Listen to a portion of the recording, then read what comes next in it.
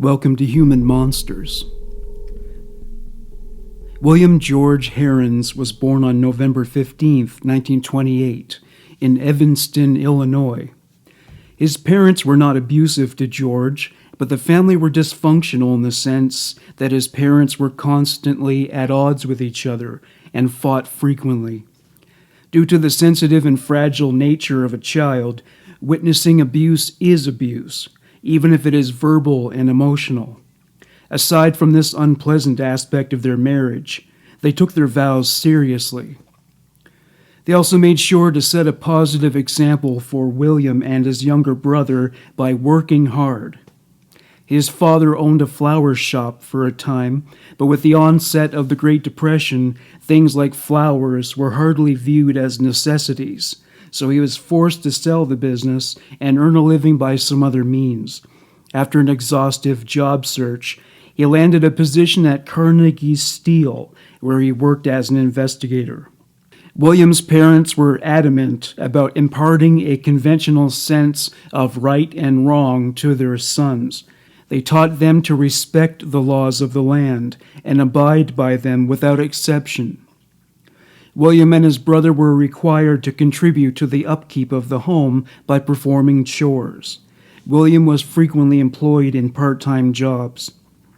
William's mother worked part-time in her own right as a baker while juggling her duties as homemaker and mother. During the Depression, family breakdown was a common problem, with some families so indigent the parents were forced to sell their children. The Heirens were determined to avoid this fate, regardless of the incessant privation. Luxuries were rare, but necessities like food, clothing, and shelter were never lacking. They were not about to turn to crime out of desperation to provide for their children. They would have walked the streets clad in rags before they would have allowed the hardships of the era to strip them of their moral integrity. Baked into their curriculum of ethical indoctrination was religious instruction. The Heirens family were devoutly Roman Catholic. According to close associates, they were assiduous in their dedication to the faith. Encapsulated within their spiritual ethos was a perspective on sexuality. This subject, regardless of its many permutations, was characterized as taboo. This required a strict policy when it came to all relevant discussion. Sex was considered dirty. All open acknowledgement of sexual matters was censored within the rubric of a rigidly enforced moratorium. You would have been more likely to rob gold from Fort Knox than to hear discussions in that household about what happens on your wedding night. The success of his parents' efforts to blind young William to the possibilities of sexuality were limited. William has claimed that when he was 11 years old, he watched a couple have sex. He told his mother about the experience, and she was quick to shame the practice, decrying it as evil.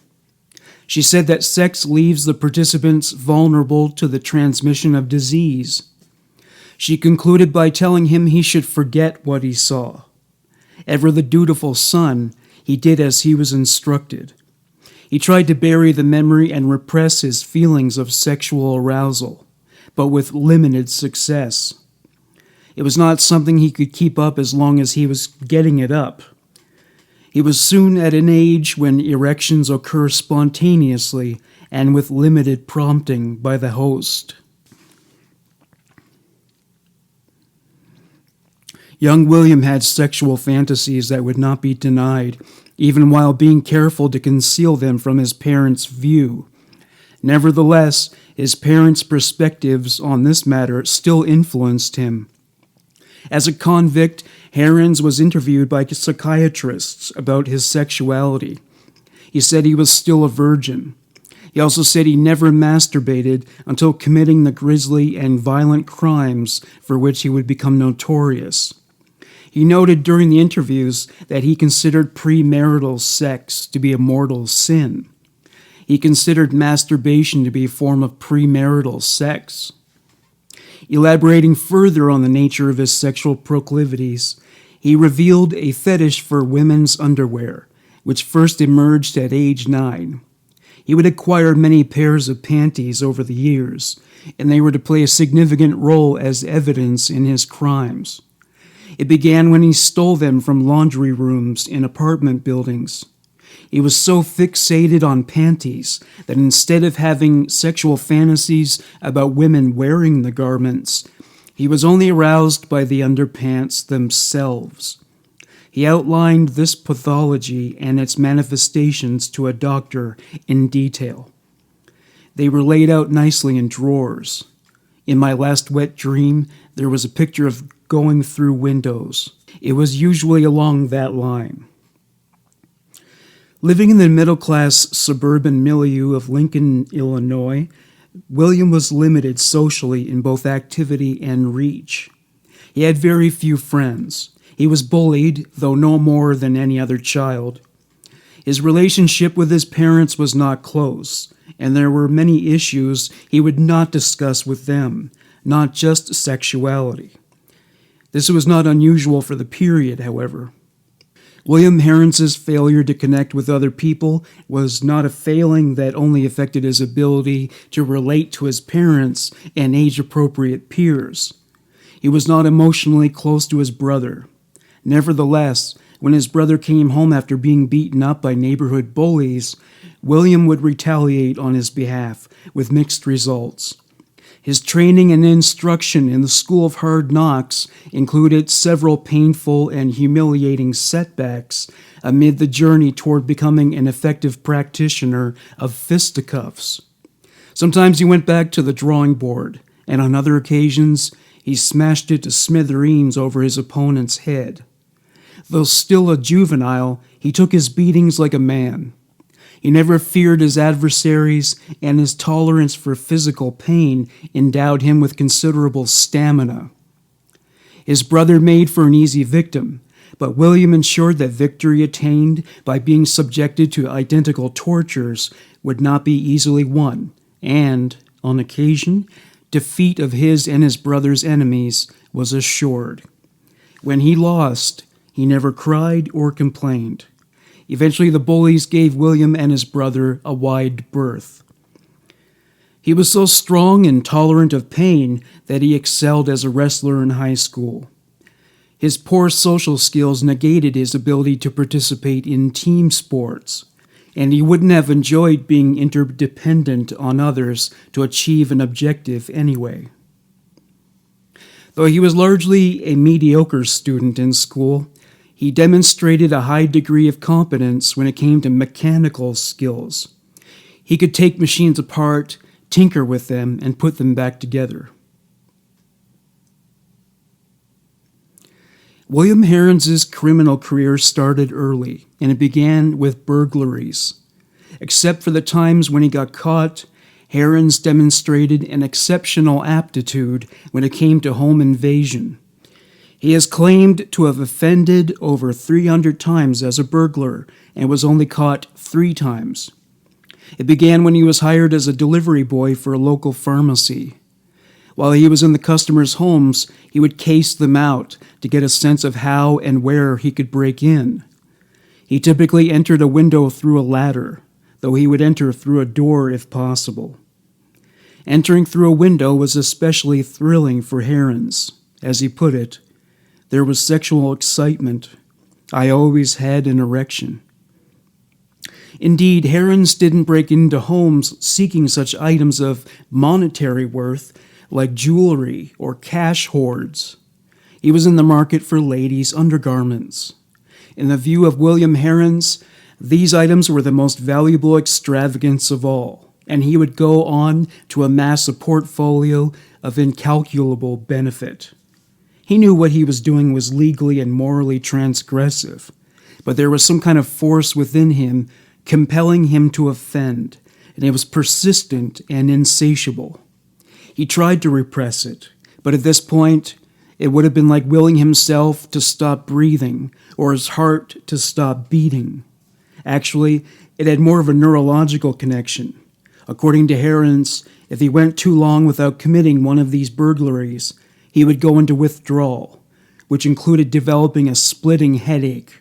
On an anatomical level, He yearned for the tactile solace found in women's undergarments. A psychiatrist asked him, "When did the headaches come into the picture?" "When I tried to resist the urge to get outside and burglarize. It seemed as though I was in a dream. I did not have any feeling. It was like walking through darkness and pushing a mist aside."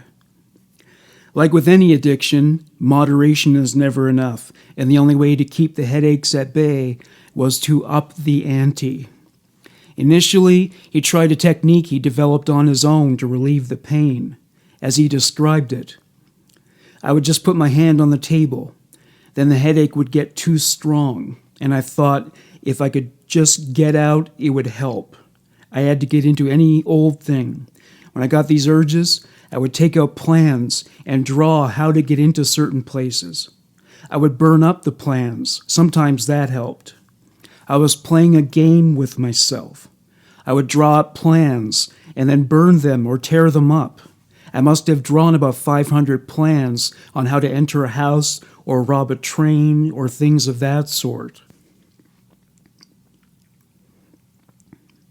Heirens' first arrest after a long string of burglaries occurred in June of 1942. A stranger witnessed him enter the basement storeroom window of an apartment building. This burglary matched many others that had been reported but unsolved. He was arrested for trespassing, though when police searched him and found a gun, he received additional charges. During William's detainment, police searched his family's home. They found a large trove of weapons and stolen property. Most of the stolen items were of little worth or utility. What they found most notable and baffling was the large cache of women's underwear. This was written off as being consistent with the doings of a young man with raging hormones. Indeed, in this regard, youth proved to be a valuable asset. He was 13 years old. When Heirens was booked, he was processed through the system as a juvenile offender. Despite his tender young age, he confessed to committing 9 separate burglaries during the 6 months leading to his arrest. He was remanded to the Gibble School for Rehabilitation. He served a sentence from July 5, 1942 to June 4, 1943. His parents were supportive, and he corresponded with them regularly through letters.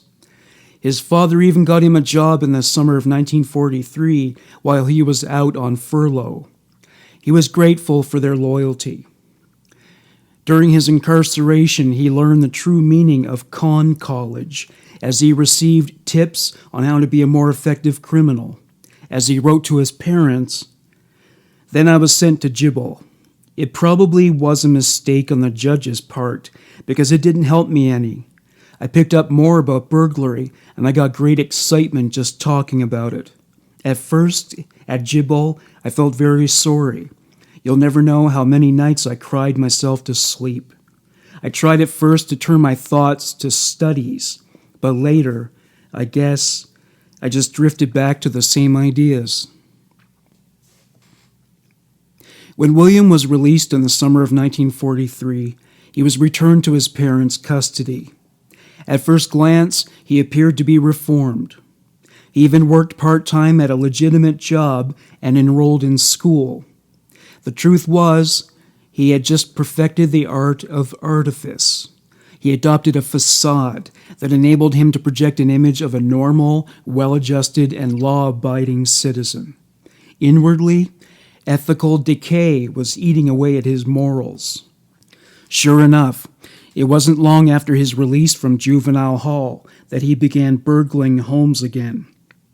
It was different this time around, however. In Heirens' words, "When I left Gibble for home, I came back worse than I started. I had plans, and in the middle of the summer, I went back to the same thing.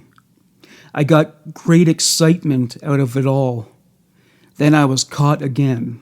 At Gibble, I learned very many things, but it seemed none of them could stop me from stealing." 2 months after Heirens' release, he was arrested for burglary again. It was very similar to his previous burglaries. so it didn't take detectives long to figure out who was culpable. William Heirens was sentenced to another stretch of incarceration, this time in St. Bede's Academy in Peru, Illinois. St. Bede's was a Catholic institution. Because it was administered by the Benedictine order, religious indoctrination was baked into the educational curriculum.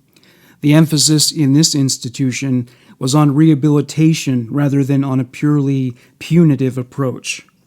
William was granted furlough in the summer of 1944 so he could work alongside his father. During his time at St. Bede's, he devoted himself to constructive activity and conducted himself according to familial and institutional expectations.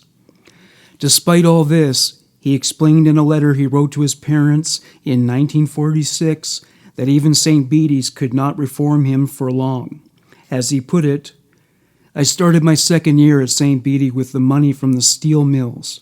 I hated to go back. I wanted the normal schooling, being able to see you after school and getting around with regular guys.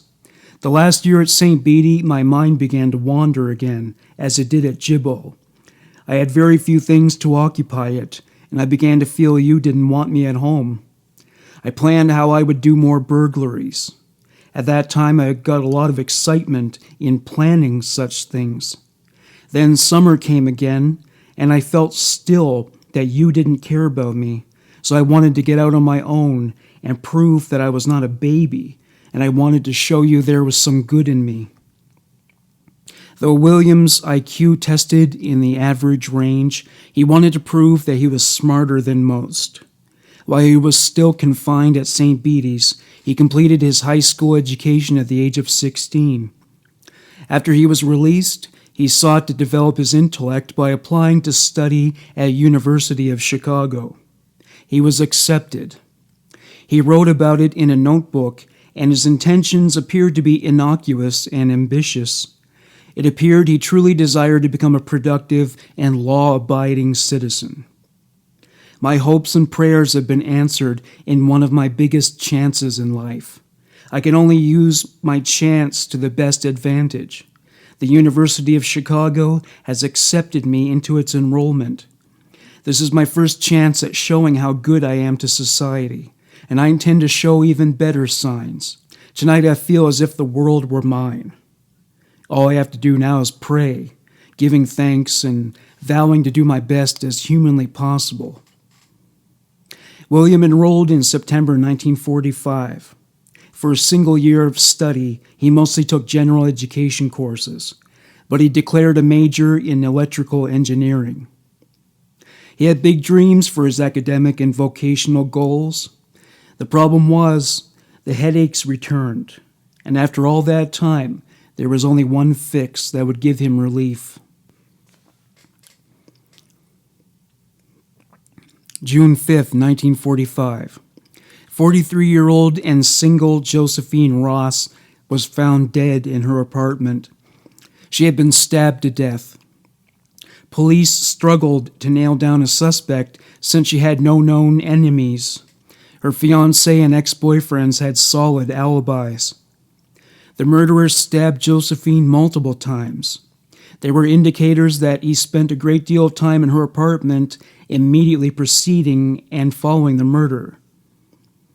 Strangely, bandages had been wrapped around her throat, as if the offender tried some last-minute medical intervention. Evidence gathered noted that the murderer masturbated in various locations either before or after the killing. There was a clump of hair in Josephine's grasp, signifying that she fought the offender's attempt to kill her.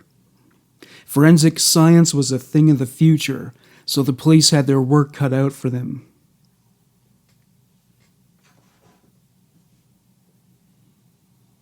The murder greatly alarmed the people of Chicago, especially its women. Doors were locked more often than before, and weapons were always kept at the ready.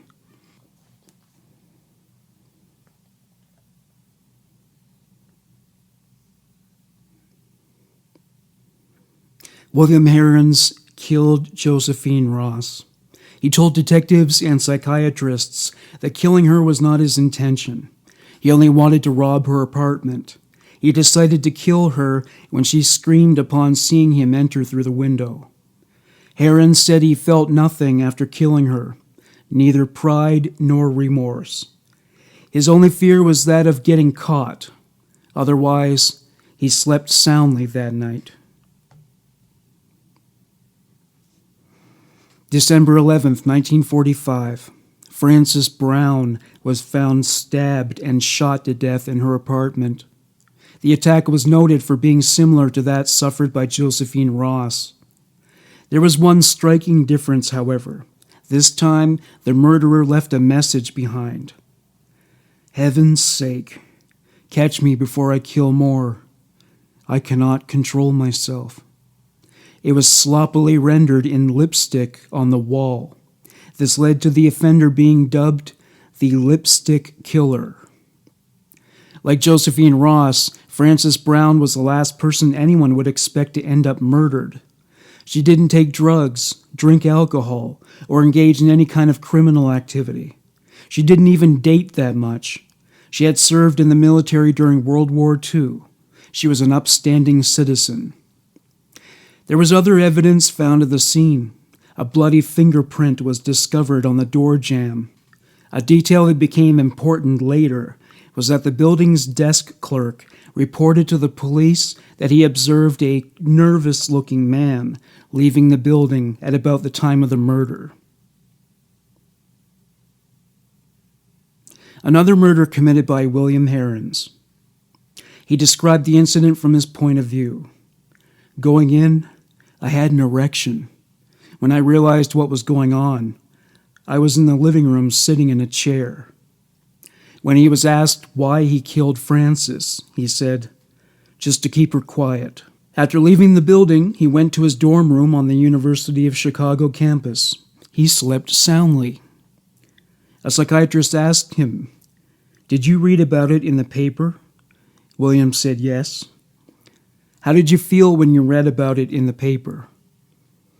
'Just like anything else in the paper, it did not bother me.'" January 7th, 1946. 6-year-old Suzanne Degnan was not sleeping in her bedroom as expected. Naturally, her parents were alarmed and searched the house frantically. They couldn't find her anywhere. This was a crisis. They called the Chicago PD, who responded immediately. Sometimes in that kind of scenario, the child turns out to be hiding behind something in the house. In some cases, the child even wanders outdoors. After a more thorough search of the house and the surrounding area, police discovered a ladder at the foot of Suzanne's bedroom window. Suspicions of an abduction were confirmed when a ransom note was found. It was written with poor grammar and spelling. It went as follows: "Get $20,000 ready and wait for word. Do not notify FBI or police. Bills in 5s and 10s. Burn this note for her safety." Because the kidnapper hadn't left any instructions behind on how to get in touch with him, the parents and police were left with no other option than to await further instructions at his convenience. Eventually, he began to call the Degnan household. He would demand the ransom, but he would hang up before giving crucial details, like the drop-off location. Investigators later determined that Suzanne was dead by this point. The perpetrator was taunting the Degnans and using his advantages as the chief negotiator as a power move. The offender was proven at a later date to be William Heirens. Being of average intelligence, he was unable to grasp the complexities of spelling and grammar. To quote a character from the comic book series American Splendor, "Average is dumb." In interviews with psychiatrists, he disclosed that he murdered and mutilated Suzanne immediately after the abduction. He dismembered her body in the basement of an apartment building nearby. He placed the body parts in separate sewers. He called the police for the last time and instructed them to search the sewers behind the Degnans' apartment building. The police searched the area, and it was no wild goose chase. They found severed parts of the little girl's body at the locations he indicated. Heirens told detectives that after he severed Suzanne's head with a hunting knife, he went back to his dorm room, where he ate 2 breakfasts and went to class. He felt nothing regarding the murder. No joy, no horror, no regret, no fear of anything except getting caught. The next objective in evaluating William Heirens and his crimes was to ascertain his motive. A psychiatrist put this question to him. On 3 occasions you were surprised by people seeing you, and you immediately killed them. Why did you do that? It was the noise that set me off, I believe. I must have been in a high tension, and the least bit of noise would disturb me in that manner. The period between the murders and Heirens' arrest saw very little disruption in his routine. He attended classes at University of Chicago during the day and broke into homes at night. He made an attempt to behave like a normal human being by attending social functions at college. He tried to befriend some of his alumni and even went on a few dates. These pursuits did nothing to alleviate the headaches. There was only one way to stem the tide, and it was by taking to the streets at night and breaking into homes. April. William Heirens was taken into custody when police observed him walking down the street in Chicago's South Side with a loaded rifle in hand. While he was being questioned at the station, he claimed he was only returning the gun to his dorm room from a friend's house. He made a point of noting that because it was not concealed, it was not illegal to carry it. He came across as generally intelligent and, despite his possession of a firearm, otherwise harmless. The charges were dropped, and he was dismissed. He would go on to burgle more homes. June 26, 1946. After searching for an appealing home to break into, Heirens targeted an apartment building in the Rogers Park neighborhood. He lurked around the basement as he sought unfettered access to the building's interiors. Once Heirens was in the basement, his presence was detected by a maintenance man. The man chased Heirens. To avoid getting caught or detained, Heirens turned around and pointed a gun at the man. He said, "Let me get out, or I'll let you have it in the guts." The man stopped chasing Heirens and let him go. Once Heirens departed from the building, the custodian called the police. William Heirens hid in a basement of another building nearby. The police cordoned off the area, as they suspected they were close to nabbing the lipstick killer. There were widely divergent stories regarding the moment when William Heirens was arrested. The police reported that once they found him, he pointed his handgun at them and pulled the trigger. The gun jammed, and he charged them out of desperation. Heirens insisted that he only brandished the gun and soon ran in the opposite direction, whereupon the police caught up with him and put him in handcuffs. The police were certain that they had the lipstick killer in custody, and they were determined to get a confession. Their methods were unorthodox and in violation of constitutional law. He was forced to ingest sodium pentothal, reputed to be a truth serum. This was done without an attorney by his side or the consent of his parents. He was entitled to both as a 17-year-old American. It didn't work. Heirens didn't admit his guilt in the 3 murders. He did allow that his alter ego, George Murman, might have been responsible. He was coerced into undergoing a polygraph examination. The results were inconclusive.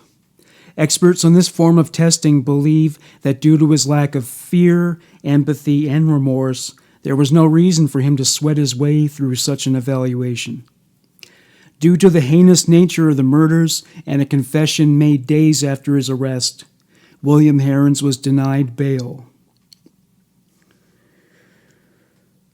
After being remanded to jail, Heirens' attorneys requested an exhaustive psychiatric evaluation for him.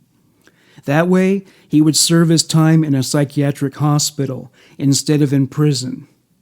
With this proposal in mind, he adopted the facade of symptomatic mental illness, but it didn't hold up as he was scrutinized by the pros. The examination was conducted in the chapel of Cook County Jail throughout 6-hour sessions over a 6-week period. He was evaluated by Foster Kennedy, Harry R. Hoffman, and William H. Haynes. Their testing revealed that Heirens had an IQ of 110. They also found that he was deeply disturbed, though legally sane and fit to stand trial. Part of the interview consisted of asking Heirens if there were any films he was especially keen on. One work of significance was the 1942 version of Dr. Jekyll and Mr. Hyde, which made a deep and lasting impact on him. He felt like the movie spoke his language like no other, and that it was practically like watching scenes from his own life. Having discussed this with the doctors, he mentioned George Murman. He came into the picture before I started to burglarize in 1942. In the beginning, I always tried to resist, and after that, I tried to talk to him, and later on developed writing to him. The doctors probed for more on this George Murman character. Heirens said, "He was just a realization of mine. I just stuck him in for no good reason. Before, he seemed real to me." When asked how he remembered his crimes and interactions with George Murman, he said, "At Gibault, things were so vague when I went out on burglary. It seemed to me that George was doing it. He seemed to be real. I cannot introduce him to anybody, but he is there." One of the doctors took issue with his use of the adjective vague. The doctor said, "I object to your general statement that things were so vague. You are not using the right term. Maybe they were different, but not vague. For instance, in the Degnan case, you were able to see there was somebody sleeping on the right-hand side by your flashlight. You saw that somebody was sitting up and that she had long hair, and you were able to see that somebody began to talk, and you answered. You also saw that the door on the other side of the room was shut. You took the child and went out the window. Your word vague is wrong. You were in an unusual condition, but not vague." Heirens revealed more details about how George Murman pushed him to commit crimes. Usually when I had to get out, I would ask him where he was going. We would talk back and forth that way. He would say, "Down to the lake," and I would say, "What are you going to do there?" He said he would get some things. I would ask him why he was going, and he said, "Because he wants to. It would just be that way." He was asked by the doctors if he ever fought the urges or with George so that he would stop committing crimes. I would argue with him to stay, and then I would get a headache. I would argue in every way possible with him, but he always wanted to get out. Heirens told the psychiatrist that George Murman motivated him to do things he couldn't bring himself to do under normal circumstances. He remarked that this occurred the night of June 26, 1946, while he fled from police. "At the time I had the power of George, I could run faster than anyone. I should have kept running. I went into a back alley and upstairs and asked a lady for a drink of water." The psychiatrist said, "What did you tell her?" I said I had a heart attack. Then I came to myself, realized what had happened, and then the police started coming. The doctors asked William if he considered his burglaries to be normal behavior for a 17-year-old boy. They said, "You don't think there is anything about you different from the average boy 13 to 17? Heirens said, "Just going out nights, that's all." A doctor said, "You account for it with euphemisms. You couldn't account for it, and you didn't seek any advice in any way?" I sought advice by reading. When they asked him what he read, he said, "Around the subject of masochism, fetishism, sadism, flagellation." When probed about the source of this information, Heirens said he read works by German psychiatrist Richard von Krafft-Ebing. In a letter to his parents, Heirens admitted to his parents that George Murman was a construct of his imagination he concocted during his psychiatric evaluation. Further diagnostic findings revealed that Heirens possessed, quote, a definite emotional insensitivity and instability severe enough to be considered abnormal, as well as a blunting of moral concepts. Otherwise, he was adjudged to be sane. Evil is not a mental illness. Diagnosis: sociopath. While William Heirens was in jail, he wrote several letters, mostly to his parents, but he wrote at least one to his girlfriend, Joan. He delved into his sexuality, and at times the content ran to the bizarre and outlandish. Each letter was intercepted by legal authorities to find evidence to use against him. He confessed to his family that he committed the burglaries that did not involve homicide. In one letter, he made a connection between his aberrant but repressive sexual pathology as well as his urge to break into homes. I therefore thought it must be something to do with sex, so I deduced that the best way to overcome it was to get at the source, which I did by dating girls. I found them repulsive, but I was determined to overcome this. My burglaries were very frequent at the time, and usually when I went out, I committed more than one a night. But soon after Christmas, when I started to go with Joan, I began to let up on burglaries, and I decided I was winning, but I still made infrequent burglaries. I knew I was winning, yet I had not overcome it. During the burglaries, I had an erection either way in the place I burglarized, so I decided to elevate any chances of more burglaries. Would be to go to the bathroom frequently before night, and the urge I couldn't control would come on again. This also helped, but not sufficiently. Joan was converting me away from my crime, but not sufficiently. We never went further than necking, and maybe that's the reason. Some houses I broke into, I merely excreted in and left. So I should say my total burglaries were vast, considering the amount of things I stole and threw away. His letter to his girlfriend Joan revealed another side of his personality. Dear Joan, I noticed your name in the New World last Sunday. When I think that mine might have been there with the rest, it gives me a funny feeling and hate for myself that I cannot express. I hope the convention turns out all right. It looks like I won't have a date with you for that formal dance. I'm sorry about breaking it. You'll never realize what I've been through. It all seems like a bad dream and I can't wake up. Everything that the police can say to hurt me in any way, they tell the newspapers. I want you to know that what is being said is not true. I never had anything to do with the Degnan case or all those burglaries and assaults. It seems the police are trying to say I did everything bad in Chicago, but it isn't true, not a bit of it. Quite a few times I spoke to you of knowing shady characters, and now you can understand I wasn't telling a story. I would hold things for George. He is one of my friends. The best, I thought, but it's all water under the bridge now, and George is a very far ways from Chicago, and I know something will come up to help my case. You can help me very much if you remember all the nights we went out together, the best that you can remember. Joan, I guess you know now that I never went out with many girls. I want you to know that I think very much of you, more than I ever did concerning girls. I couldn't avoid all the bother the police gave you, even if I tried. It seems they poke their nose in everything. All I can do is wait for the truth to shine through to the public eye. I'll never forget you, Joan, no matter where you are. I'll write and tell you what's happening. I'll write again soon. If you have time, drop me a few words, will you? I never know what's in the newspaper or how the public is thinking here. But be careful what you write, because they change words around and use them as evidence against me. So for safety's sake, don't write anything concerning my case to me. The revelations contained within the letters were used against Heirens in court. It wasn't the only evidence used against him. Fingerprints found at the murder scenes, especially the bloody print found on the door jamb, were a match for Heirens.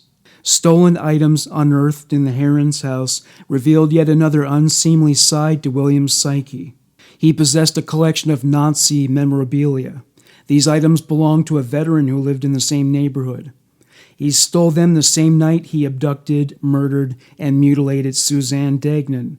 So this burglary put him in the time and place of the killing. Police also found a stolen medical kit. It contained knives and scalpels. There was no biological material on the instruments that could be tested, but it did serve as additional evidence that he committed the burglaries.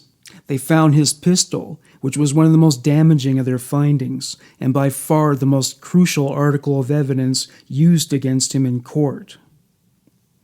The final nail in his flimsy defense against the charges was the testimony of witness George Subgrunsky, who saw a man fitting Heirens' profile walking near the Degnans' building with a bag in his hand the night Suzanne was murdered. One option offered by prosecutor William Toye consisted of a guilty plea to one murder charge, provided he confessed to all three at a press conference scheduled for July 30th, 1946. It would spare him the death penalty. September 4th, Heirens pled guilty to the murders. He was not given the death penalty, but the option of death wasn't taken off the table entirely. Heirens decided to end his life on his own terms when he opted to hang himself. During a shift change, when corrections officers were leaving and others were beginning their stint for the day, Heirens used the distraction to wrap a bedsheet around his neck as a makeshift noose. He was found still hanging and unconscious by guards. Heirens would remark later that it was because nobody believed he was innocent. Speculation has it that he just didn't want to cede control over the circumstances of his death to others. The ability to commit murder often arises out of a desire to exert control over life circumstances, so this isn't far-fetched. Indeed, he admitted to psychiatrists that he wrestled with control issues throughout his life. September 5th, William Heirens was slapped with 3 consecutive life sentences. Following his sentencing hearing, he was transferred to Stateville Prison in Crest Hill, Illinois. During his journey to Stateville Prison, a sheriff asked him if Suzanne Degnan suffered. Heirens' response: "I can't tell you if she suffered, Sheriff McKay. I didn't kill her. Tell Mr. Degnan to please look after his other daughter, because whoever killed Suzanne is still out there." After all was said and done, he wanted to control the narrative along with everything else. Though it was commonly known in Stateville Prison that William Heirens murdered a child, which placed him at the bottom of the inmate hierarchy and, in turn, left him in danger of being assaulted or killed, there are no documented incidents of violent attacks against him. There are also no known accounts of him being used as a so-called punk, to be raped by his handlers and pimped out for cigarettes. His experience as a street fighter combined with his extensive threshold for pain likely endowed him with the assets to defend himself if necessary.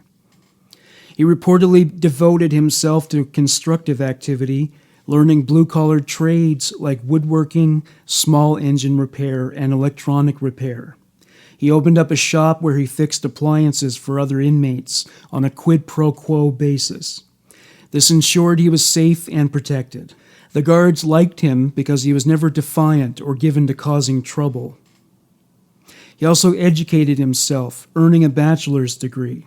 He would tutor inmates and become so well-versed in legal matters that he became a jailhouse lawyer of sorts, providing assistance to inmates who were still struggling with appeals and other issues.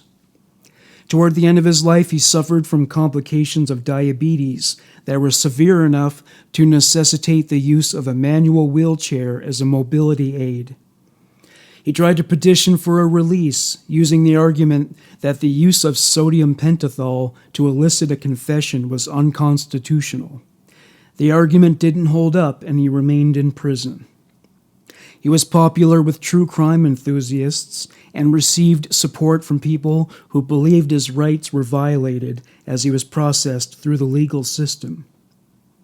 Some legal handwriting experts opined that he could not have written the message that was scrawled in lipstick. However, others maintain that the evidence was simply inconclusive.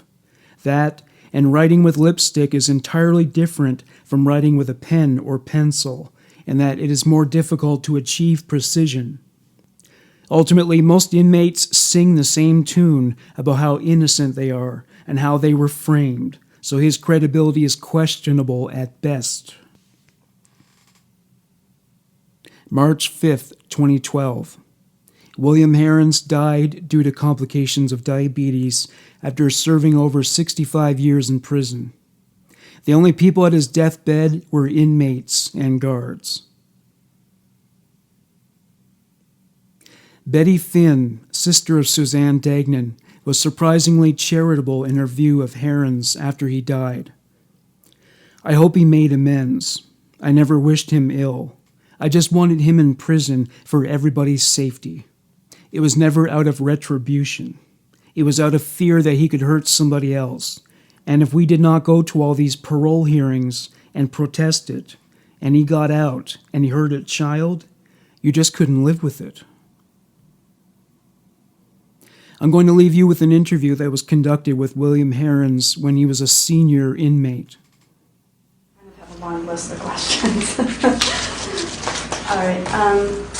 The first one is, I was wondering if you could tell me a little bit about how it was, if you remember, about how it was like growing up and stuff, about your neighborhood and your parents, and I guess your relationship with your parents.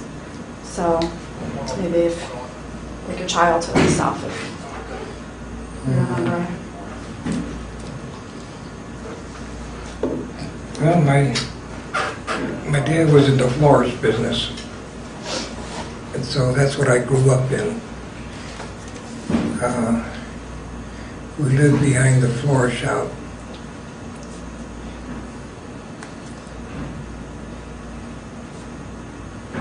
And later on, he went into the greenhouse business.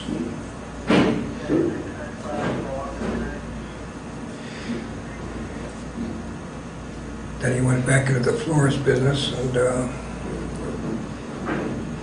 it just didn't take at that time. Did your mom work with him as well? Your mom? Yeah.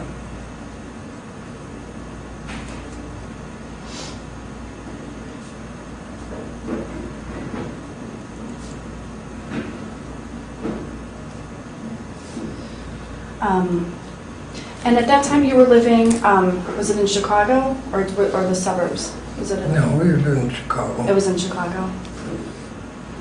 In the north side of Chicago? Jason Western. Oh.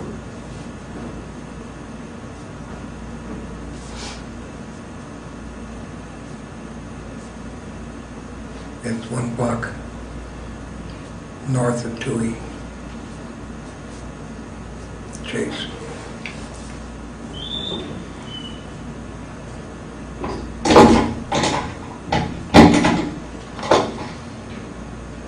And how was that neighborhood considered at the time? Was it like a pretty safe type of neighborhood? Oh, yeah. Yeah.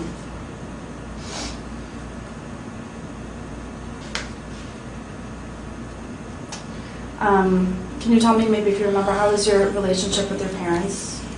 Good. Were you very close with them at all? Yeah.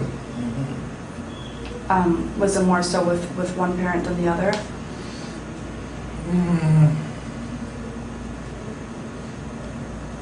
That's hard to say, because my father's out working, and if the chances were that I could go to work with him, especially when he had the greenhouse and was doing landscape work, and I could go to work with him. So you went to work with your dad? Yeah. Or when he went out on deliveries, I would go with him. Did you like that type of work? Did you like going along? Yeah, I'm just a kid though, so.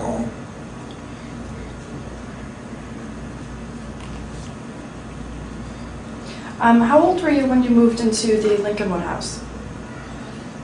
Do you remember? 16, I think.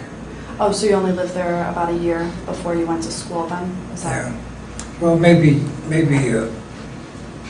15.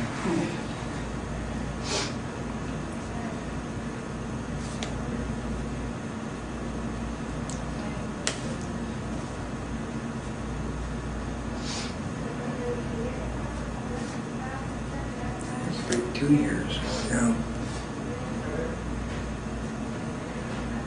Because I went to work with my dad at the steel mill on 89th Street during the summer. And my brother, he worked at the Brentmore Country Club, caddy.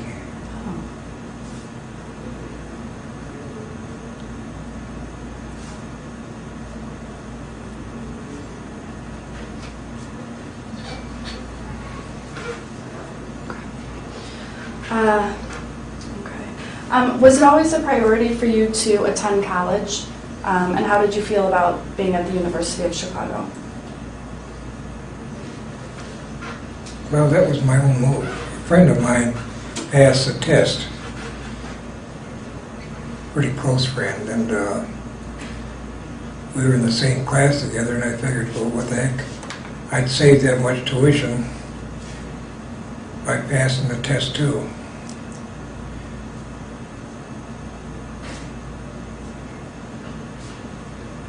So I took the test at the University of Chicago, and later on they informed me that I passed.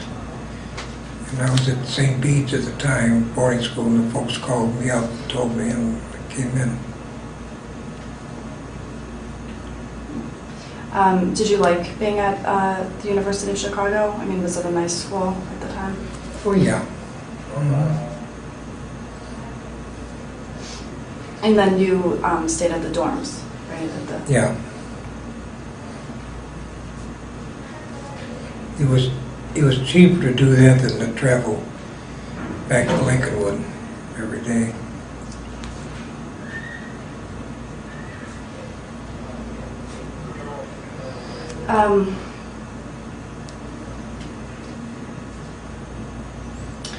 When you were attending school, what goals did you have for after school? When you would complete college, is there a particular career at the time that you had been thinking of? It had been electronics. Electronics. Of course, by the time you finish school, you probably switch your interests.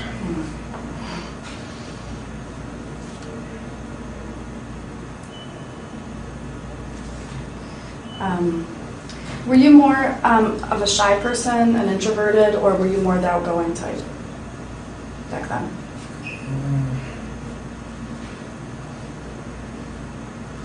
Probably introvert.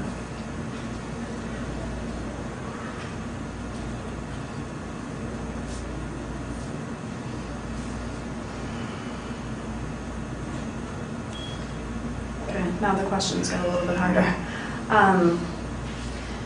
If possible, if it's not too hard for you to answer, can you tell me a little bit about the burglaries, I guess, that you had committed at that time? Was there any specific reasons for the burglaries that you remember? Was it just something for fun, or did you feel, in some way compelled or something? No, it was for money. For money?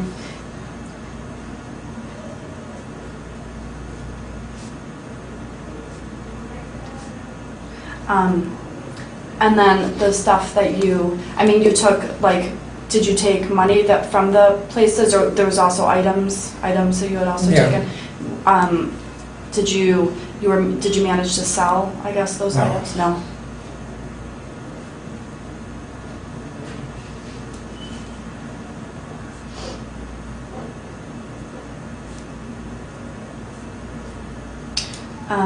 Where did you store the stuff that you would take? Was there any? Didn't take that much. Well, would you keep it in your dorm room? Well, books, yeah.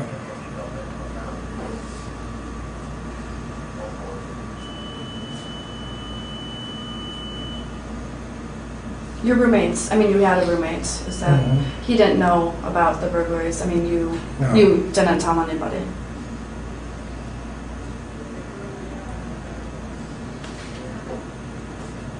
I didn't have a roommate in the beginning. I roomed alone in Snell Hall, and then we moved to Woodlawn Hall. And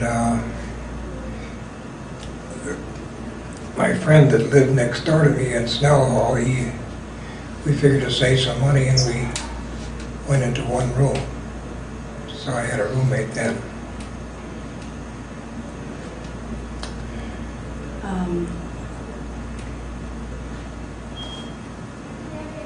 Do you remember about how many burglaries that you committed? Was it like a lot or just a few? Depends on how you classify a burglary.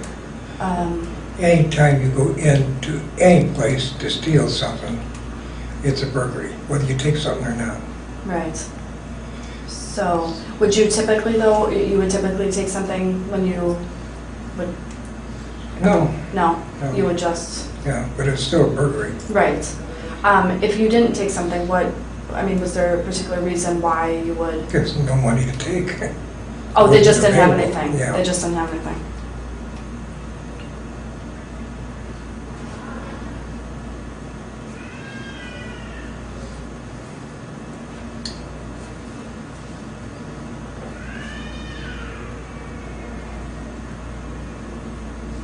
How often would you go and do this?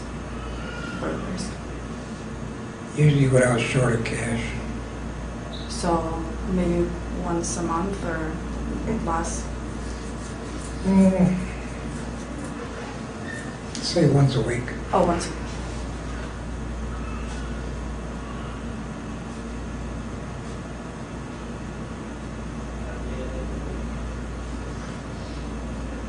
And you wouldn't break into anywhere near the University of Chicago, is that right? You would go more north, is that right? Or No, No, not you- necessarily. it would be anywhere? Is that- Yeah. Was it mostly apartments or houses as well? Apartments. No houses.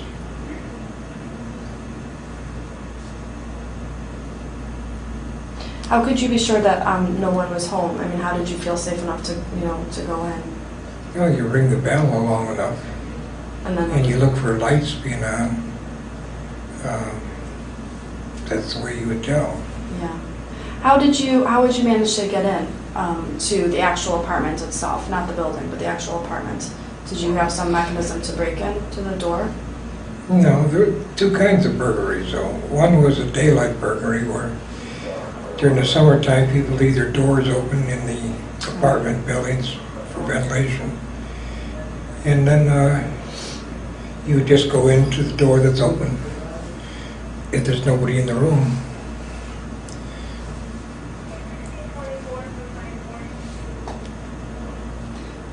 Did you ever use the fire escape? Not very often. No, because you're exposed too much.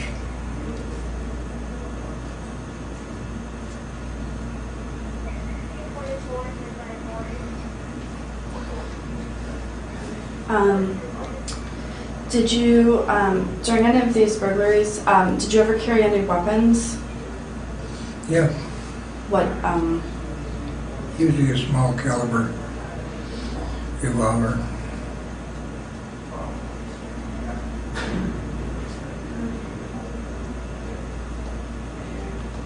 and how did you get that? Was that during one of A the, burglary.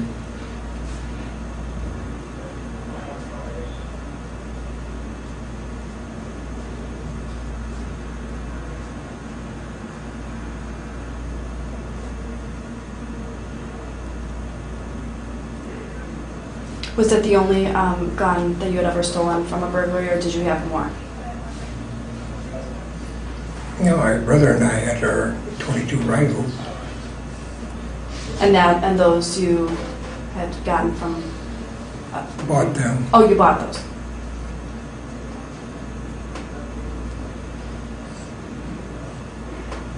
after we shoot pheasants out the window in the living room, Yeah. Lincoln Wood.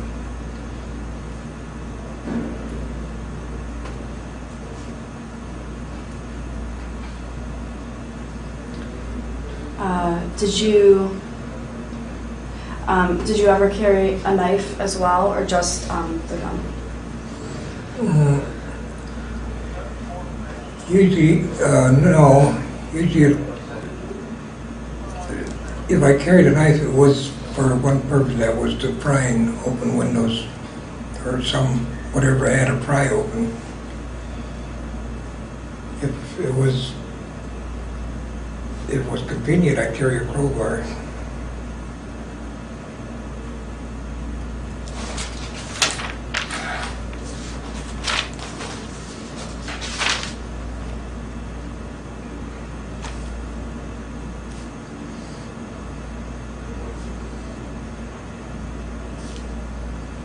What kind of knife? Just like a switchblade? Is that, or like a big knife?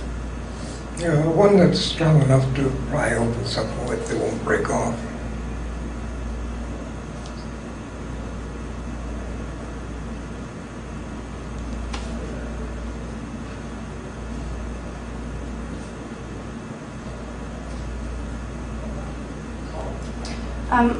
When you said that you stole when you took items, other than money, was there anything in particular that you would like to take more than anything else? Is there ever anything that had caught your interest and you like to gather that up the most? Clothes, men's clothes,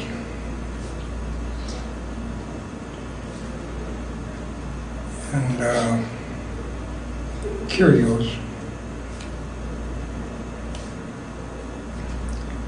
I mean, I would take a metronome.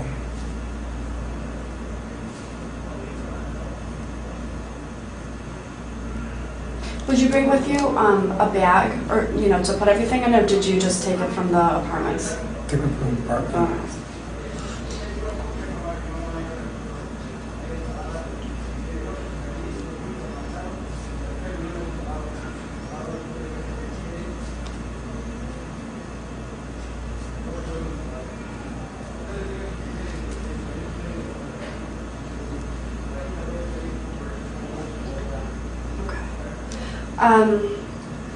And I was hoping also to ask you about, I'm sure you know about Lucy Freeman's book that was published a long time ago.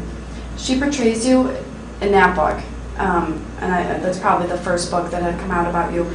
She portrays you as having a split personality with an alter ego known as George Murman. Can you tell me how she came up with that conclusion and the idea of an alter ego? From what the newspapers had written at the time. Because when they gave the sodium pentothal,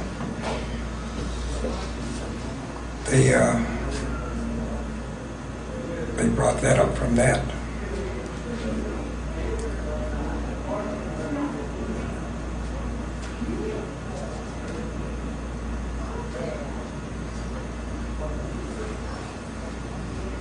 And Lucy Freeman had just gotten out of being analyzed herself by a psychiatrist. Oh, So she kind of figured she had some expertise in that area. I guess everybody who takes a course in psychology starts analyzing everybody in their family. Yeah, that's true.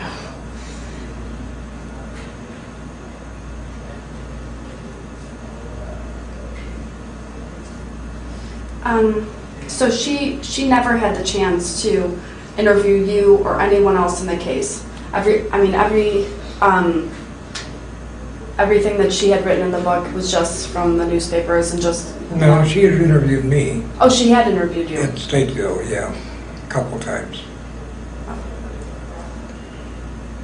But she never, she kind of twisted things around in her book. Well, she would say he must have thought this when he did this. And she'd put her own spin on stuff. Looking back at it now, would you ever have agreed to the interview with her had you known the type of book that she wrote, that it would be so much against you? This book? No, I thought that I'd get something out of it. At least nobody's investigated in the case before. Before her? Yeah. The attorney didn't investigate anything at all, and I figured that at least somebody that knew, that was looking into things, would come up with something I could use. But she basically just wanted to write some fantasy story, like a thriller. She wanted to make money. What year do you remember that she interviewed you? I don't know if you remember. No. Was that early 60s? No, it was about 52. 52? And Okay. that's at Stateville? Is that what you're saying? Yeah. That was after the post-conviction.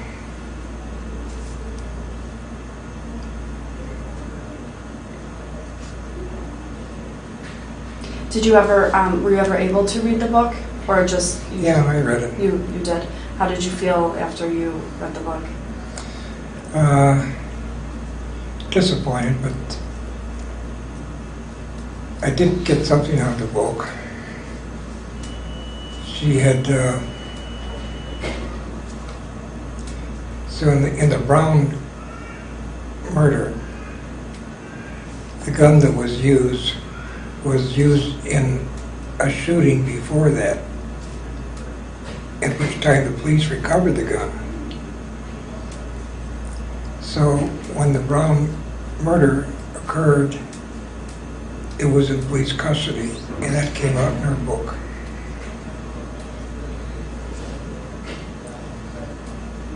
And she didn't pick up on it or nothing. After you had the chance to read the book, did you ever speak with her again about anything? No, that was it. No. I didn't even get a chance to read the book until I was down in Vienna. And when would that be? 75. The warden wouldn't let me get it at Stateville.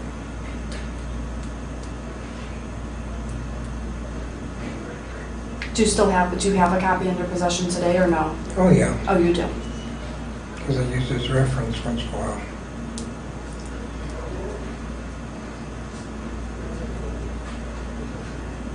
Does it ever, when you think about the book today, does it ever make you feel very angry, or you just feel indifferent about Well, it? she didn't do it, somebody else would do it. But do you think that makes it right that, I don't know, or you just... There's nothing you can do about it. Yeah. And then you either talk to them on an interview, or they go away and Make up stories. make up what they want.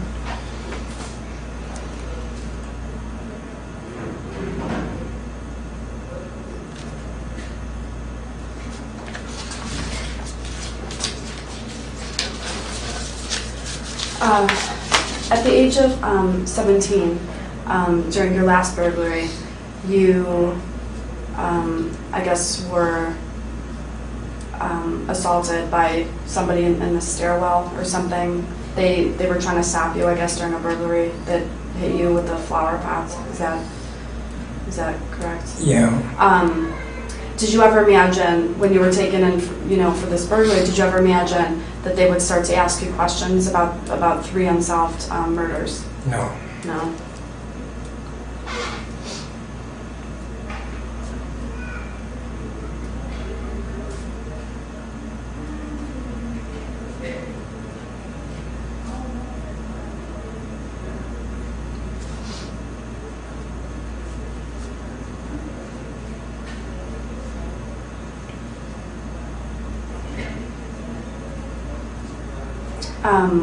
When the police started to ask you questions about these murders, what was your response to them at the beginning?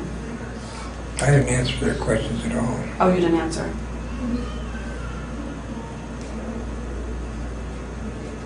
Were they upset with that you didn't want to answer their questions? Oh, yeah. I didn't have to answer the questions.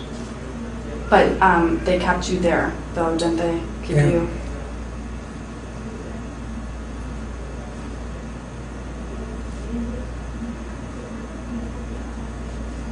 Did you ask for an attorney to come in at all? No. No. Did they advise you of any rights or anything? No, that was before Miranda came in. Oh.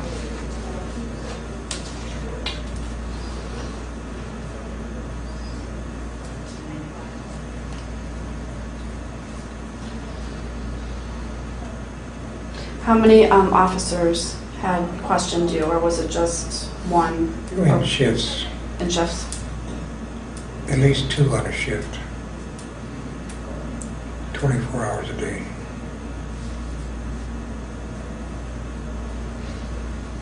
So you never answered anything, or did you say something, or you just No, just nothing? didn't answer. But they must have been pretty upset with that. But they kept on asking you Yeah. different things. Did you even say that no, I'm not going to answer? You just didn't say anything. No, didn't say anything.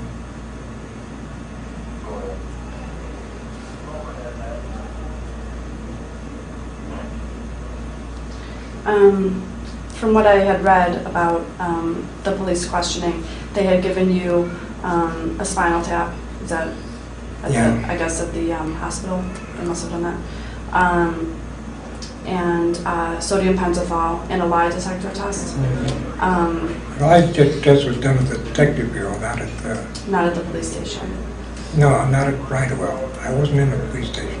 Oh, okay. When did they tell you that they were going to take you to the hospital to give you a spinal tap to check for brain injuries or whatever they said to you? Did they tell you where they were taking you? No, They never said anything? When you saw what they were going to be doing, did you say anything to them that you weren't giving them permission to do that? Or no, I didn't get no permission. I screamed a lot when the needle was going in. That was it.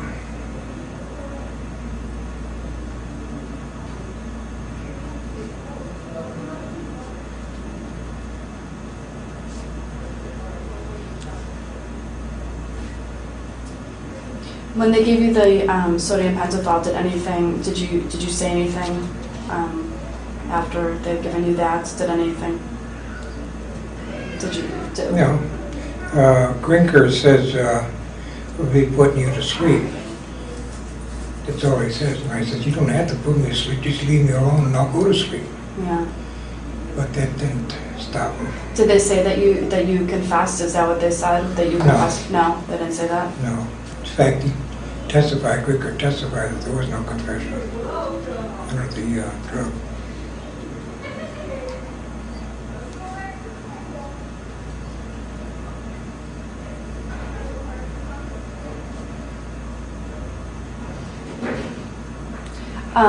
At the time, what did the police tell you that they had as evidence that you were the one that committed these 3 murders? What did they tell you that they had? What kind of proof?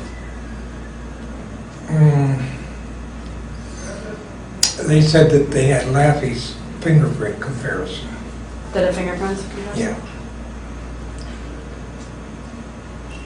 And the state's attorney told me, he says, your handwriting looks like the same that was on the ransom note. But he was no expert. In fact, there was no expert opinion at the time. They didn't have an expert? They didn't have an expert at the time? No, but there were experts out there that were examining it on their own for the newspapers.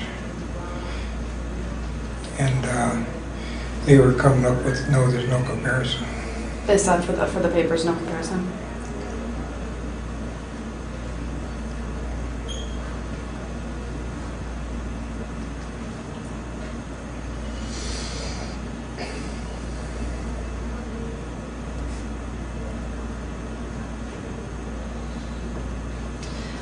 What about the, I guess the fingerprints? They said that they had like a rolled fingerprint in one of the murder scenes. They said that too, that they had a fingerprint? Yeah. And what did you? Well, wait a minute. Okay. That you're talking about the Brown case. Yeah. All right. They didn't come up with that Until later. Much later. But they accused me of that ahead of time.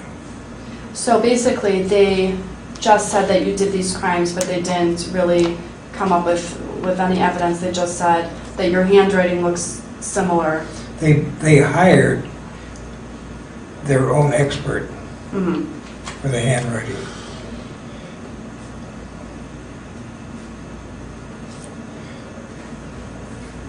See, the FBI was consulted first for the handwriting. FBI was asked. Yeah, they took the handwriting samples down to Washington, D.C. And what did they come up with? I found out later that they came up that there was no comparison.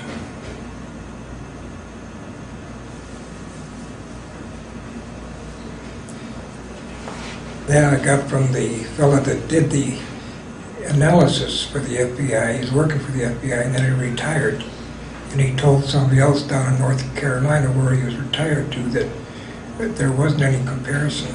Oh. And that party informed me. But we haven't, if I found out, it wouldn't do me no good anyhow, it's the right date. But, so I found that out, like I say, much later on. And then we had our own experts check it out. And they found out that there was no comparison on handwriting. Well, the experts that you had, but that was after you had been incarcerated, right? Yeah. Yeah, after. Why? I mean, you were arrested for a burglary. How did the police come up with the idea that they would? How did they decide that you would be the one that they would pin the murders on? I mean, they must have been at the time arresting other people, for various crimes. Do you think they decided because you were a burglar that you must have been the one? No. How do you think? Because it was in the neighborhood. The same neighborhood as the burglaries and the crimes? Yeah.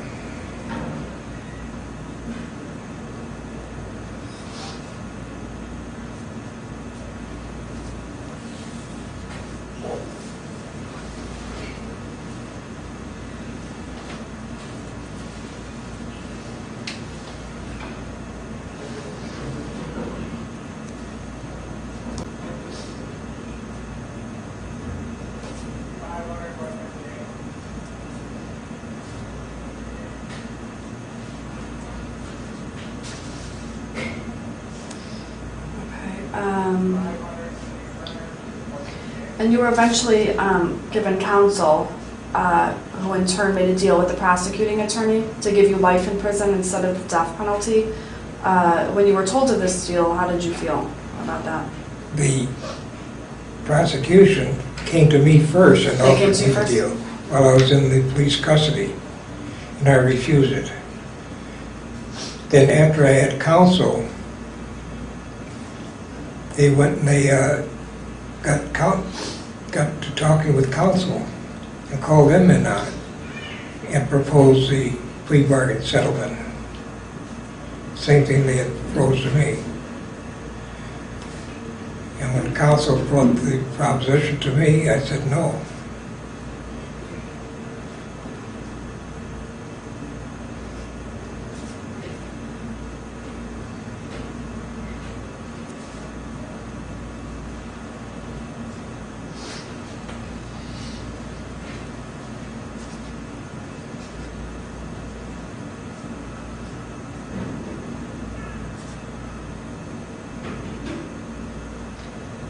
If the prosecuting attorney was so sure that that you were guilty, why would they make a deal to give you life instead of death penalty? If he was so sure that he had, an He wasn't sure. He wasn't sure. He admitted that. But your But they didn't have any evidence. right. But your attorney, though. The clamor going out in the newspapers.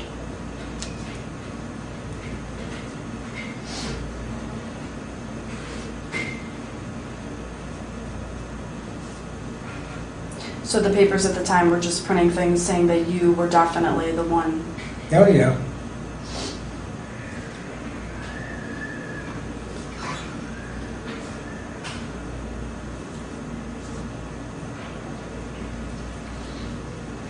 So how did your attorney, did he even need your permission to make this deal? Yeah.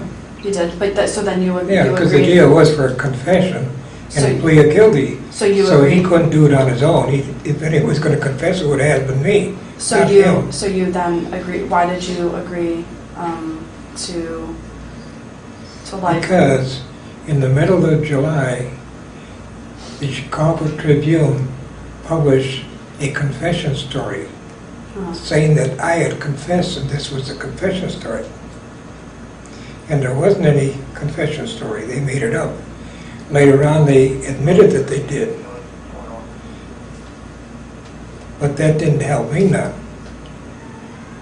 Because everybody was convinced that I had confessed. I couldn't have gotten a fair trial then and done anyway.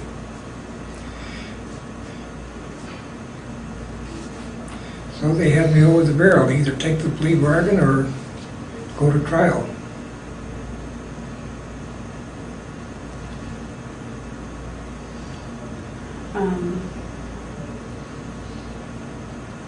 Did you agree and then think that, I'll agree to this, to life in prison, and that eventually the truth will come out, that you're innocent and that you'll be set free? Did you think that? At least I wouldn't be buried and the truth comes out. Yeah. So you did think that the truth would come out and you Yeah, wouldn't in be? time.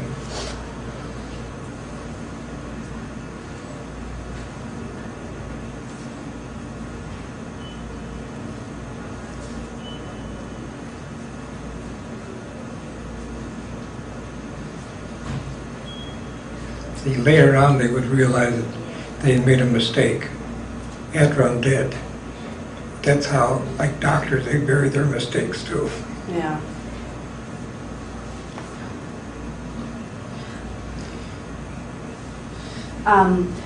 How supportive was your family at the time of your arrest and incarceration? And did you have any friends that were supportive?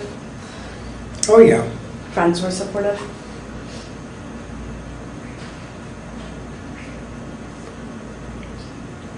And what about your parents and your brother? What about them? Oh, were they supportive? Did they, visit you? Did they believe in your Yeah, innocence? my brother kept in the low Your brother? profile, yeah. Otherwise they would have harangued him too.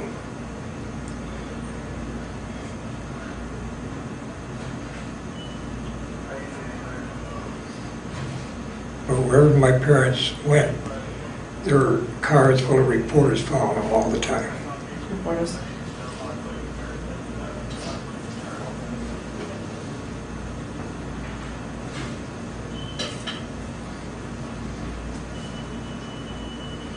Eventually, after I guess the story kind of died down, and they had news stories to follow. Did your parents then visit you on a regular basis, or not? No, they got divorced. Was this because of you being in jail, or that Well, the stress maybe? Probably that capped it off. And then your dad moved. Didn't he move with your brother? No, my mother and my brother, Oh, your mother and brother moved. they went out to the West Coast. And my dad stayed on the job at the steel mill.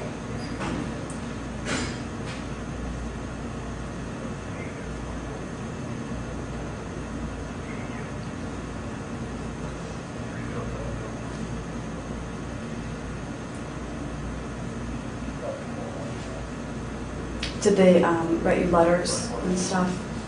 Did your parents write you letters? Oh, yeah. Both Yeah. did.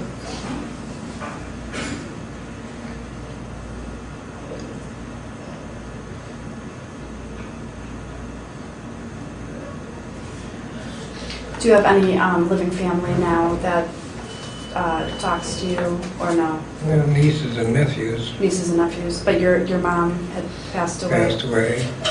Father passed away, brother passed away.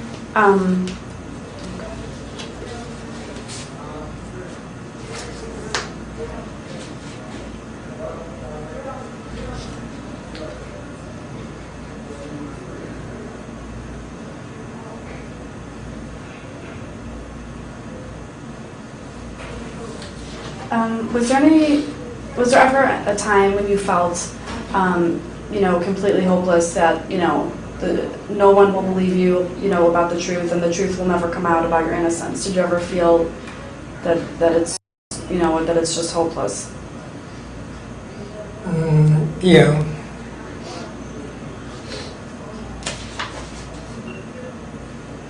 Do you still feel like that today? Oh, at all? No.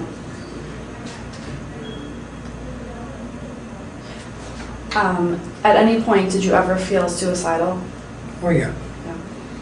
Was that more towards the beginning when you were first arrested? No. Oh, that was later on.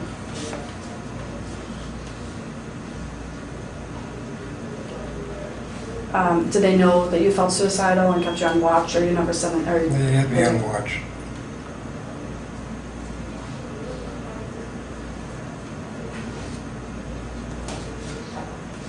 Do you remember at what age or what period that was when you felt suicidal? Do you remember? I was 17. Oh, so this was at the beginning. This was. Yeah. So it was only at the beginning that you felt suicidal. It wasn't later on after you had been in prison. I've been harassed by the news people regularly. Yeah. And after, at the trial and right after the trial, I was still harassed by them.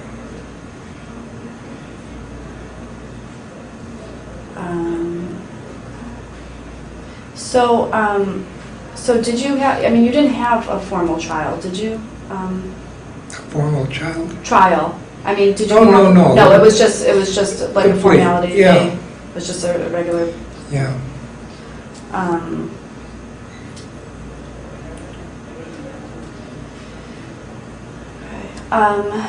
Looking back at that time now, do you regret, committing the robberies, because that's what ultimately led up, to you being arrested and to the charges of murder? Do you regret ever, doing? Oh, yeah. You do. Do you think about that a lot? That if you hadn't done that, then you'd be free? Yeah.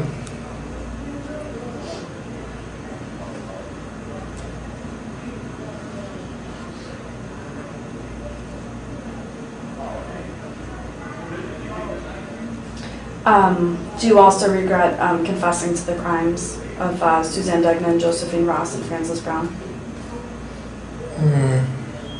No, there was no. There was no like I said, choice. I was over the barrel.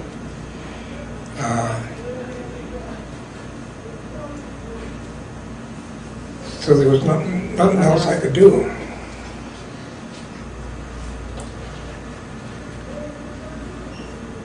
How many parole hearings have you had? Yeah, since 1973. Since '73. And how many do you think about? Well, 1973 to 2001. Is there one every year? Is that how it works? One every year. Oh, one every year. Subtract 6 from that, because I was given a 3-year set twice, and this last time I was given a 3-year set. So there's one every year. Do you feel like these parole hearings are just a formality, or do you feel like the parole board will ever give you a fair chance? Do you feel like they go in knowing, well, we're gonna turn them down? Well, the parole board doesn't follow the law, than the plea bargain that I took.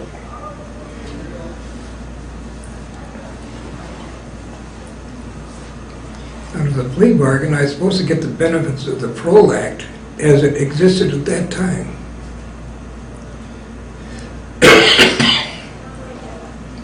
In fact, in 1965 and 66, I was given the benefit of the Parole Act.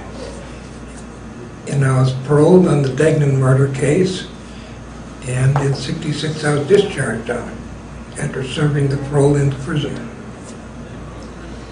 So why don't they parole you? Because they changed the law in 73. Oh, in '73 they changed the law. But they can let you out if they just have to, they just have to see your character and, how you... Well, they've seen that. Right, so... They admit that I'm not that I am a good parole risk. In all the parole denials, they say that since '73. So, I mean, what is your opinion on why do you think that they don't want to let you out? What they call deprecate the serious offense and promote disrespect for the law. They want to keep me in so other people won't do what they say I did. It's what they call general deterrence. Is that,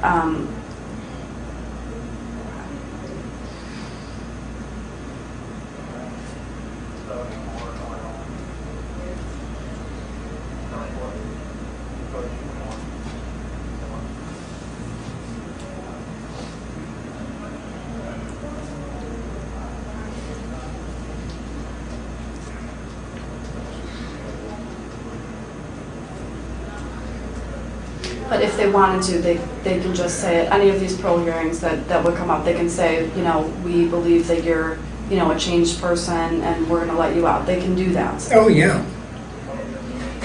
But then they had to take the consequence from the public uproar about it. Do you think And that they don't want to do that. you think that there would be if they would let you? Oh, yeah, there would be. There's always people out there to raise hell. Anybody that wants to get their name in the newspaper or your picture in the newspaper would raise hell about it.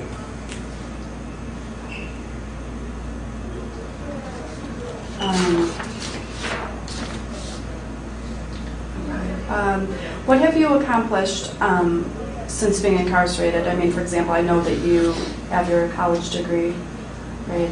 Yeah. So what other things do you feel like you've accomplished? I got a lot of guys out of prison.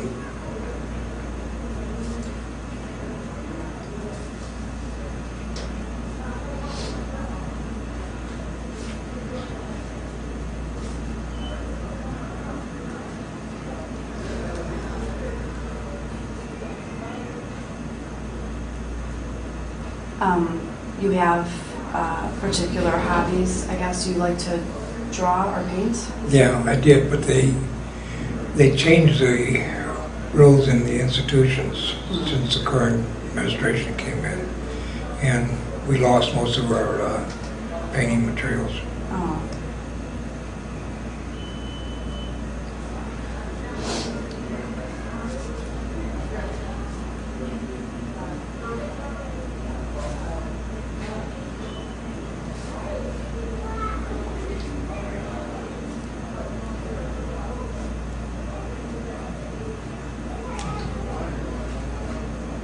How did you meet Dolores Kennedy, who's also the writer of the book about you? How did you meet her? Through her father. Her father met me at Guyana.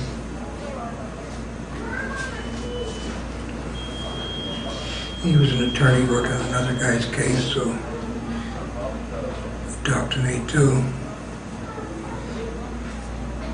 And we corresponded since then. So how long have you known her? Would you say about how many years? So I'll just flip this.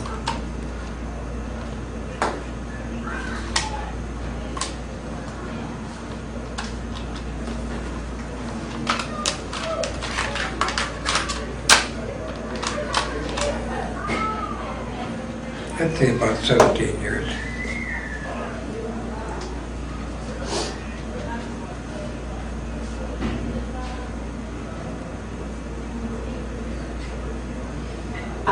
Do you feel like Dolores has been your most loyal supporter over the years? Oh yeah. She's at the top.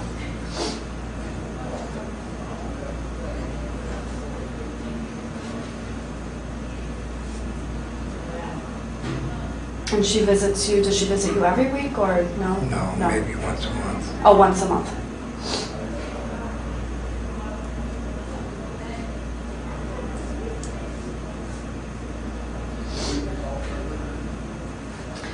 If you could be paroled tomorrow, let's say, what would you want to do? Where would you live and would you want to work? Over all the years, we had to put up a parole plan when we go up. All those, you you can't, if you're not paroled, you can't take the job that you had arranged to get. Right. And they don't hold the jobs open for you. Right. So unless you have a job offer from within the family, you aren't going to have any parole plans. So I don't have any parole plans right now. I had a good parole plan to go to Albany, New York, and work with the Department of Corrections in New York. But that offer isn't open anymore.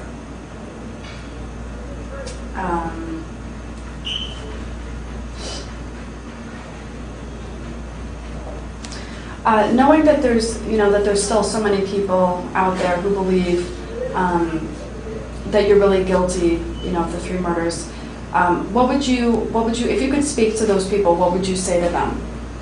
If you could say something to these people that, still after all the evidence that, that they might have seen that says that you're not guilty of these crimes, would you say anything to them? And what would you say?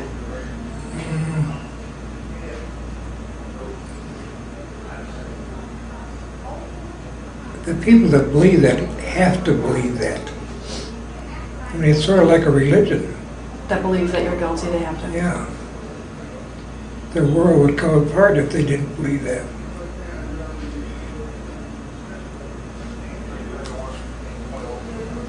So I don't know what you would tell people like that they're all wrong and they ought to look at things deeper and find out what's going on. But you aren't going to get people to do that.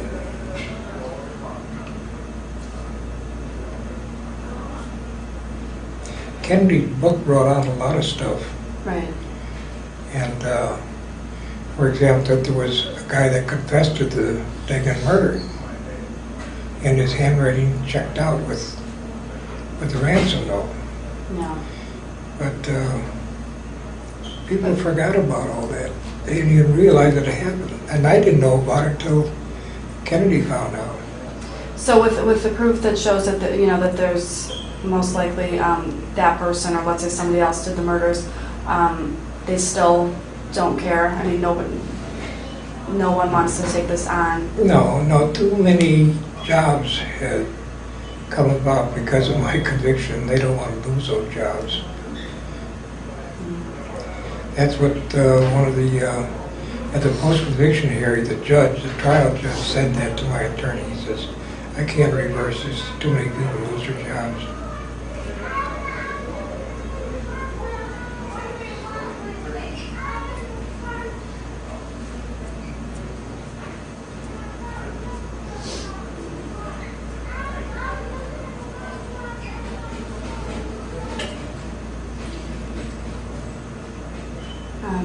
Can you just tell me a little bit about prison life, like your average day?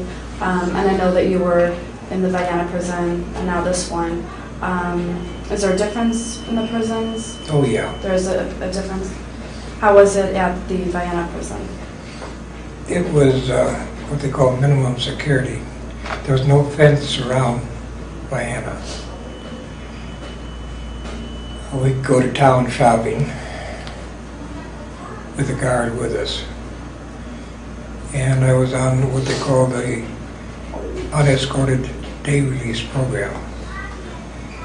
So that the employer would come to the institution, pick me up, take it to his job site, and I'd work for him all day and then be brought in at night without a guard along.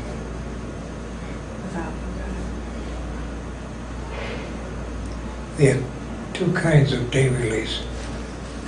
One where a guard did go along, and the other one's at the employer. You go through one and then you work your way into the unescorted.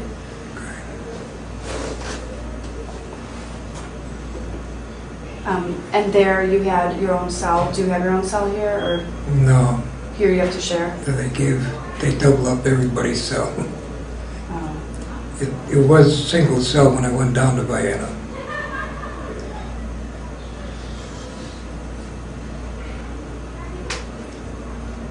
But then they started needing rooms, so they doubled And you switched to this prison because of your health reasons, is that? Yeah. Was that yours? Well, also things were changing there. They were going into maximum security. They were putting up a fence. Oh.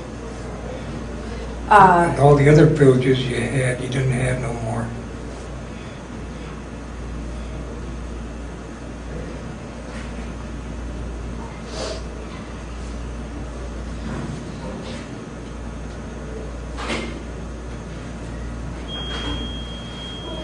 And what is this prison considered? Like medium security or is this maximum security?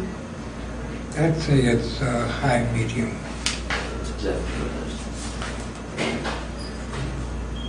Oh, great, thank you.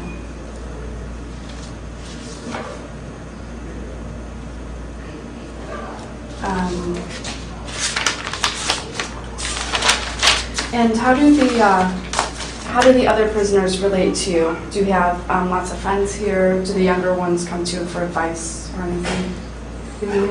No.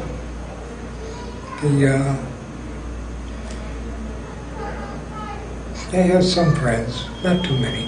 Some. But I don't go and try to make friends either, for that matter. Oh.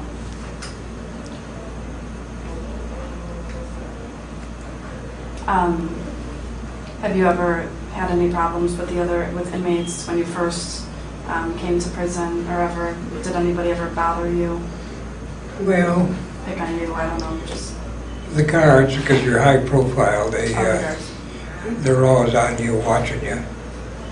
So the other prisoners, they didn't want to get into any gambling games with me playing cards or anything else because they're afraid the guard is going to see them and write them a ticket. Yeah. So you get kind of isolated that way. You don't get to play the games the older boys play.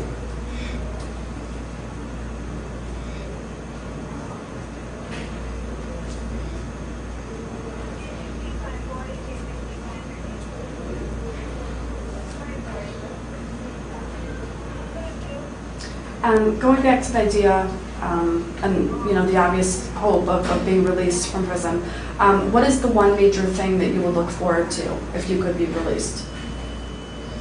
I mean, would it be just being outside, past the gates, just having the freedom, or would you look forward to driving a car? I mean, is there any one thing that you would, I'm not looking forward to driving a car, No. no. But I'd like to be able to get them to walk around.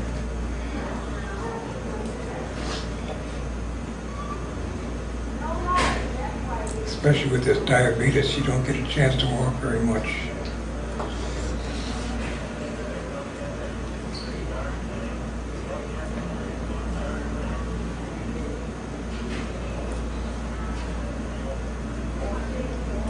What are some of the things that you feel that you've missed out on, by being in here, beyond the prison walls? What are some of the things that you feel,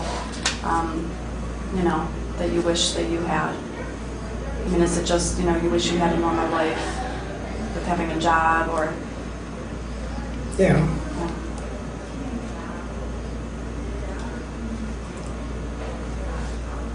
Same as other people have out there.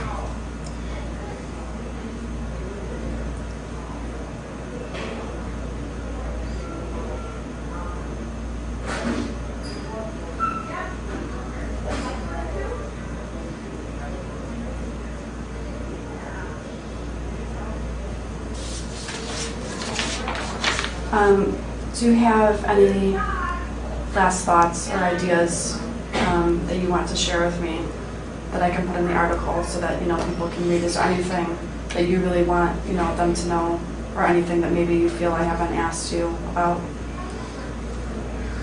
Well,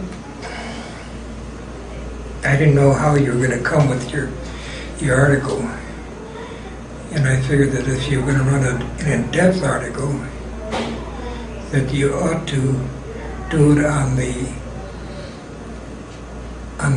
victims, how they get tangled up in the crime themselves, such that it ruins their own life. Now, like on the Cruz case, the father of the girl Janine, Tom, he still believes they ought to execute Cruz. And he's out there. And what happened is that the prosecutors and investigators at the time, the thing being prosecuted, was coming to their house all the time, drinking up their coffee and sitting around and telling them, oh, we're going to get him and all that, you know. So they got him so worked up that now he doesn't believe that anybody else could have committed the crime. And he still wants to execute Cruz. There was a long article in the Chicago magazine about that. So it's actually ruined his life.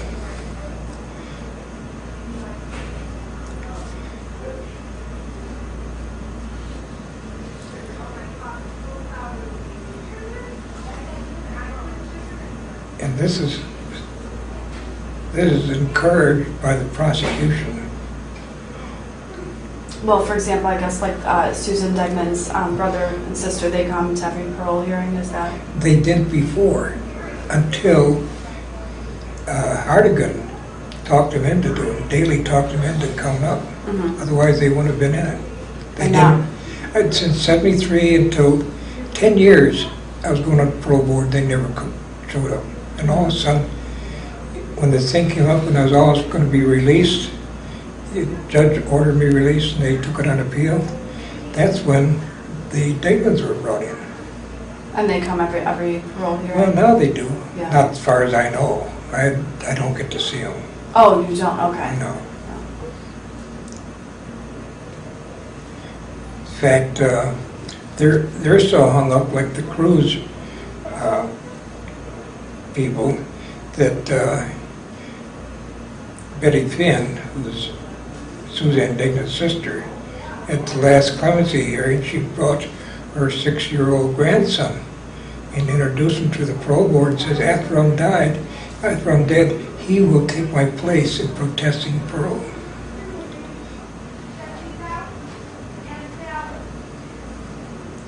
And he's not a victim. Right. Nor was her brother, who was also pulled into it. Betty Finn's brother, he wasn't even born yet. In fact, he wouldn't not have been born if Suzanne Degnan hadn't died, because the parents were settled on just having 2 children. Thank you for listening to Human Monsters. Bye for now.